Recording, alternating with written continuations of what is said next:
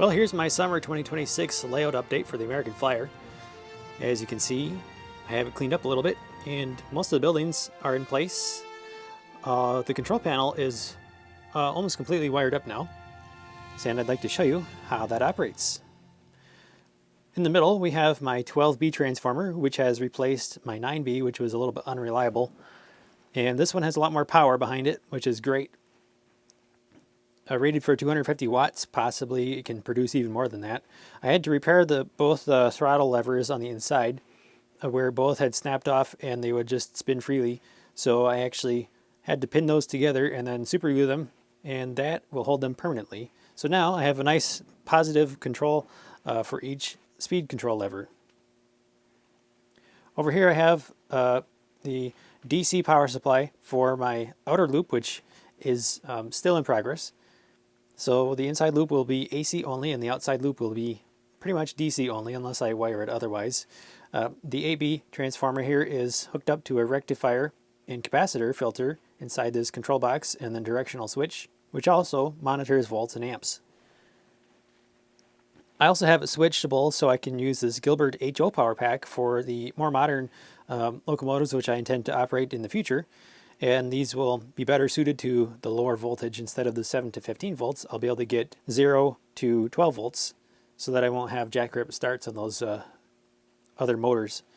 Up here is my newest control panel. This is an all-in-one unit which is wired to control sound effects, lights, the whistle, and the horn, all in one box. We'll start with the switches up on top here. These three control the lights. One is for the street lights, one is for the incandescent lamps, and the third switch turns on LEDs that light up certain buildings in the middle.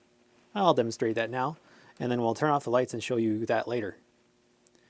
We have street lamps, building lamps, and the LEDs that operate the three middle buildings right there currently. Subject to change, of course. I have a blinking light bulb inside the water tower, and it blinks a little bit fast for my taste. I might put a standard light bulb back in there.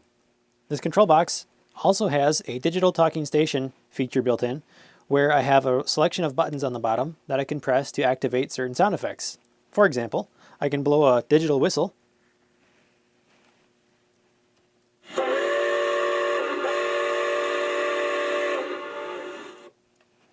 or I can activate the Gilbert and NOMA station sound effects by pressing this button. Number 28, Pennsylvania Broadway Limited, for Crestline, Pittsburgh, Altoona, Harrisburg, Philadelphia, Newark, and New York. Sleeping cars only. Leaving on track number 2. Aboard!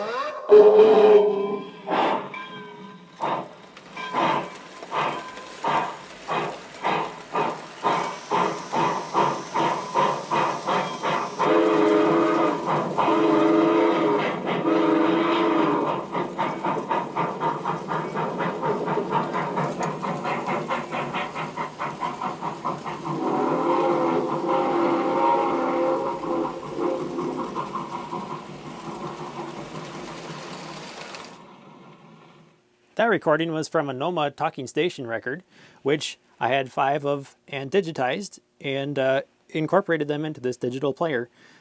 So I can select all of them, and I can also play the original Gilbert station records by cycling through all the station recordings with this button, or I can skip through them using this button. All streamlined roomette train number 32.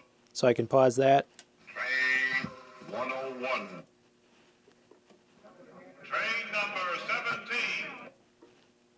The Gilbert American Flyer Digital Talking Station. Here's why you'll want American Flyer. Real smoke. 2-rail T-track. Authentic sound effects. Air chime whistle. Accurate scale modeling. And sustained power from worm drive motors. That station announcer sounds just like I do. And pressing it once more gets us to the original station announcement. All aboard! American Flyer! Through train to New York, Philadelphia, Chicago, and all points west. Forward!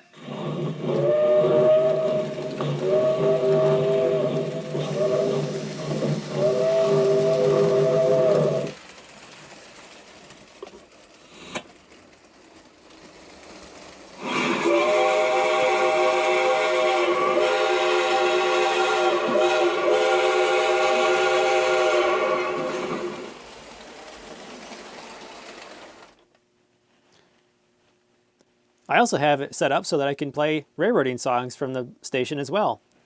Now I can't play entire songs because of copyright, but let's see what I have for samples here.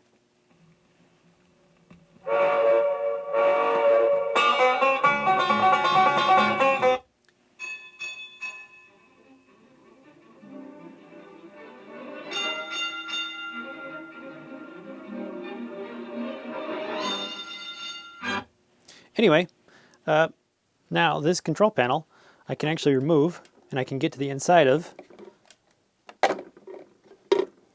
so that I can actually program the Adafruit board, which is inside. So I can plug in a USB and I can change the sound effects if I want to. So this is an Adafruit board which I discovered from the YouTube channel Toyman Television, and he uses these for playing sound effects on his large scale, fine scale model railroad out west, and I thought it would be a perfect device to use for a digital talking station. I have all the control buttons wired to different pins on the board. There's a lot of different functions that it can do, which is pretty neat.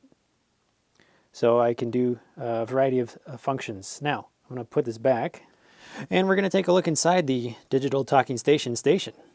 Now this station I picked up was very rusted and worn out, and I actually repainted the station itself and the base. However, I did not paint the roof. As you can see, that is quite original. And I do have the Mystic signs that go on each end.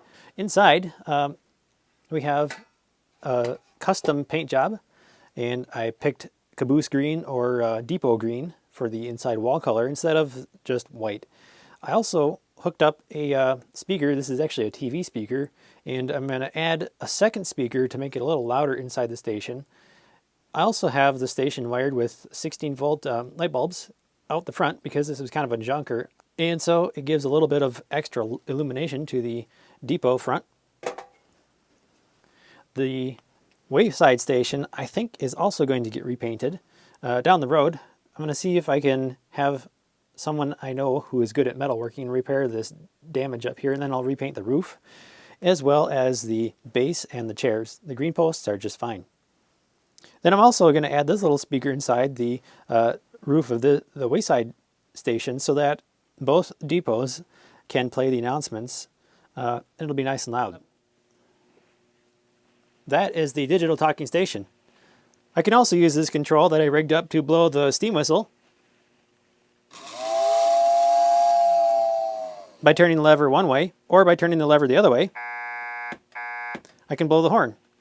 So it's a really neat solution for all-in-one control of my layout. And I don't have to have an array of original buttons taking up a lot of space.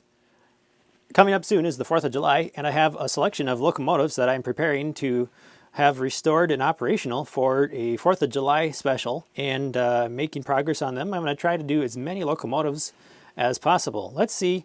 This latest one was actually a junker, and it turns out that it runs fantastic. It's one of the best locomotives that I now own. So let's see, pull these passenger cars around, and then we'll operate it at night a little bit. This is a 1946 322, which would have been a smoke and tender.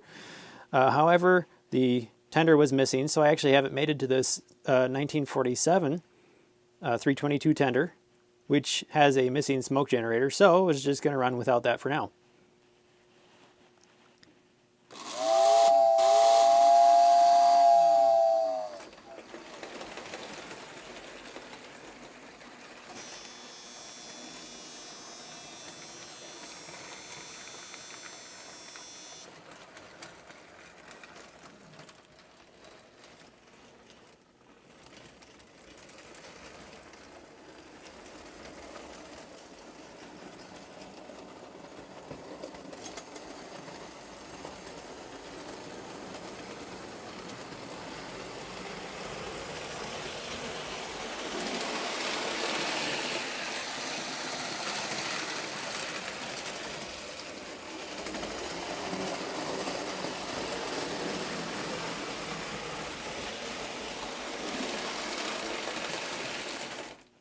This thing runs phenomenal.